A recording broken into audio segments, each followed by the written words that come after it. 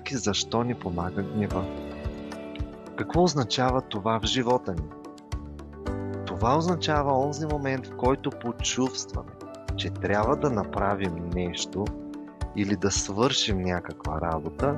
Подсъзнанието ще ви напомни за онзи момент, за онази ситуация, която ще ти каже: ама на теб ти е необходима ето тази емоционална реакция, това състояние, за да се справиш с тази нова задача за теб. В този момент процесът е програмиран на ниво гняв, мотивация, постижение. Това е толкова силен и мощен процес, че въобще не се осъзнава.